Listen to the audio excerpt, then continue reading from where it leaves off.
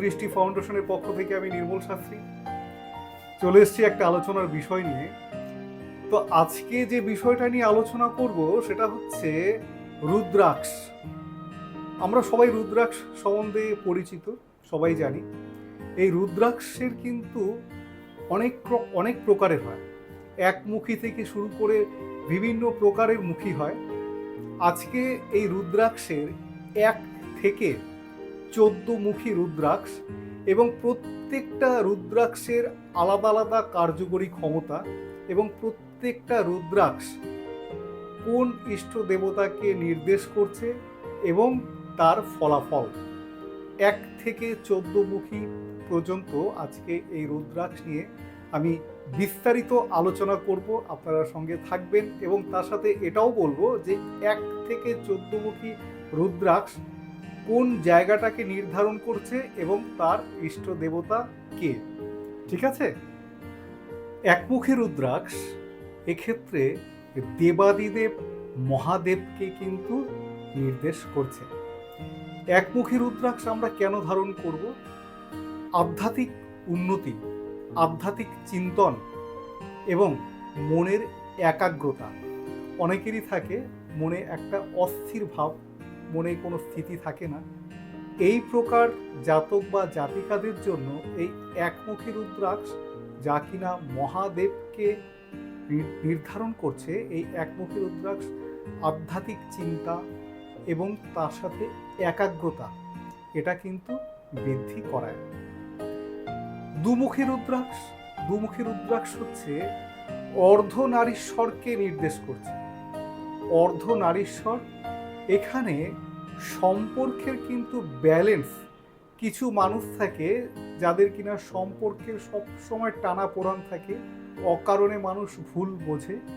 এক্ষেত্রে দুমুখী রুদ্রাক্ষ কিন্তু অত্যন্ত কার্যকরী, যা কিনা সম্পর্কের ভারসাম্য কিন্তু বজায় রাখে এবং তার সাথে নিজেদের কিন্তু খুব রুচিশীল এবং শৌখিন কিন্তু করে তোলে। তাই দুমুখী রুদ্রাক্ষ আপনারা এই কারণে পড়বেন। এবার চলে আসি তিনমুখী রুদ্রাক্ষ অগ্নিকে নির্ধারণ করছে। এই তিনমুখী রুদ্রাক্ষ মূলত শরীর স্বাস্থ্য, হেলথ এবং আত্মবিশ্বাসকে কিন্তু নির্ধারণ করছে। অনেকেরই শরীর স্বাস্থ্য প্রায়শই নানা প্রকার সমস্যা এবং ভগ্ন শরীর স্বাস্থ্য থাকে, আত্মবিশ্বাস কনফিডেন্সের ভীষণ অভাব থাকে।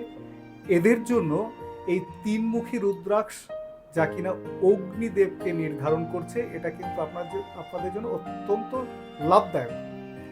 তারপরে চতুর্থ চারমুখী রুদ্রাক্ষ কিন্তু প্রজাপতি ব্রহ্মাকে কিন্তু রিপ্রেজেন্টেটিভ করছে।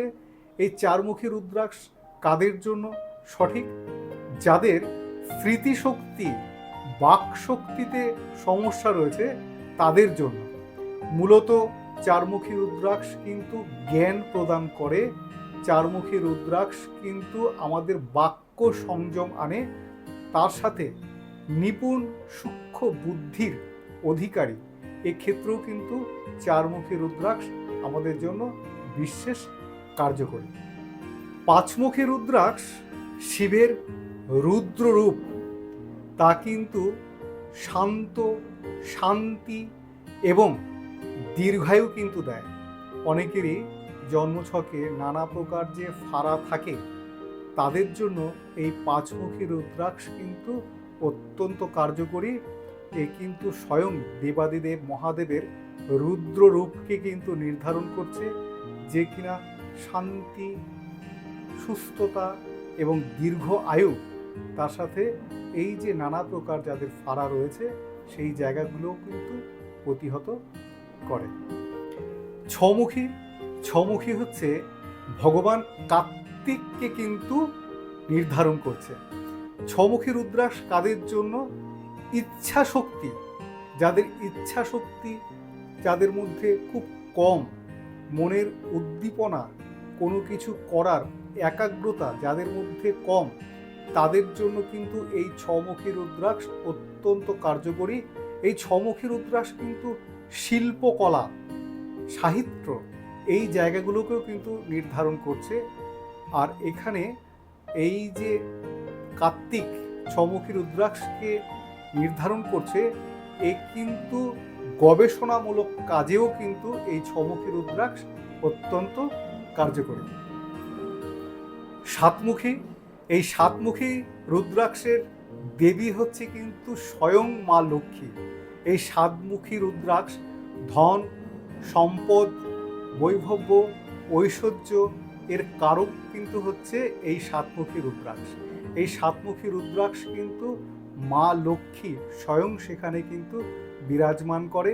সাতমুখী রুদ্রাক্ষ ধন, সম্পত্তি, বৈভব, ঐশ্বর্য এর কারক হচ্ছে সাতমুখী রুদ্রাক্ষ।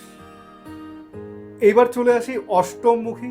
অষ্টমমুখী রুদ্রাক্ষের দেবতা হচ্ছে গণেশ।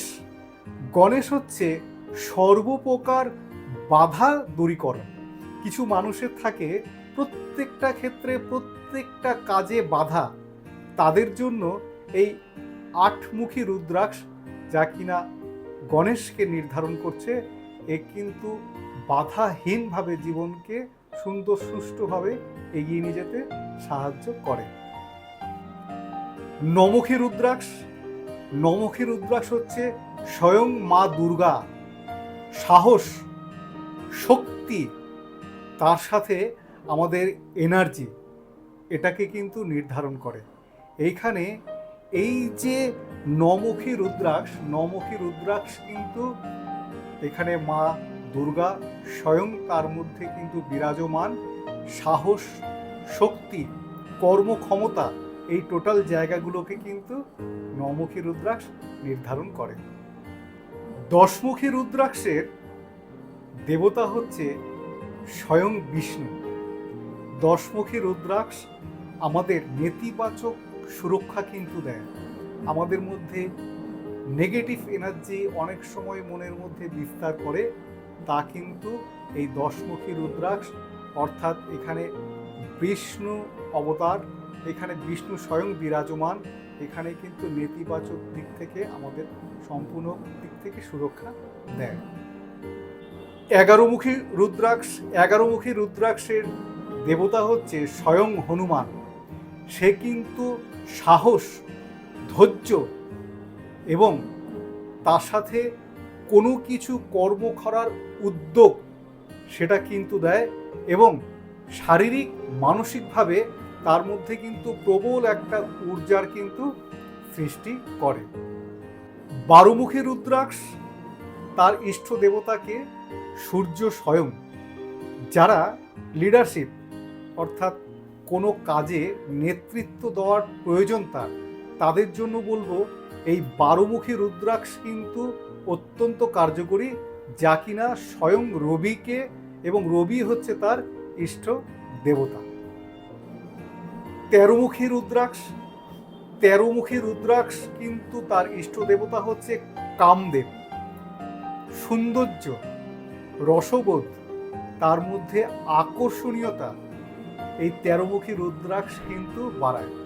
এই তেরোমুখী রুদ্রাক্ষ কিন্তু আকর্ষণের কারক রুদ্রাক্ষ।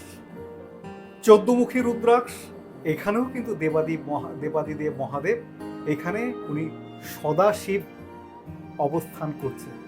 এই চোদ্দমুখী রুদ্রাক্ষ কিন্তু আমাদের মোক্ষতা দেয়, আমাদের সব দিক থেকে মানসিক শান্তি দেয়, আমাদের মধ্যে অস্থিরতা কিন্তু দূর করে। যারা সাধক তারা কিন্তু এই চোদ্দমুখী রুদ্রাক্ষ অবশ্যই ধারণ করে। তাহলে আজকে 1 থেকে 14মুখী রুদ্রাক্ষ, প্রত্যেকটা রুদ্রাক্ষ তার ইষ্ট দেবতাকে, এবং 1 থেকে 14মুখী রুদ্রাক্ষ তার কার্যকরী ক্ষমতা আমি পরিষ্কারভাবে ডিটেলসে বললাম। এইবার তাহলে আপনারা আপনাদের মতন করে বুঝে নিয়ে এটা নির্ধারণ করতে পারবেন যে আপনার জন্য কোন মুখী রুদ্রাক্ষ কার্যকরী। আজকের মতো এইখানেই। আশা করি অনুষ্ঠান ভালো লাগলো। সবাই সুস্থ থাকুন, ভালো থাকুন। আবারও আসছি নতুন আরেকটা ভিডিও নিয়ে। নমস্কার।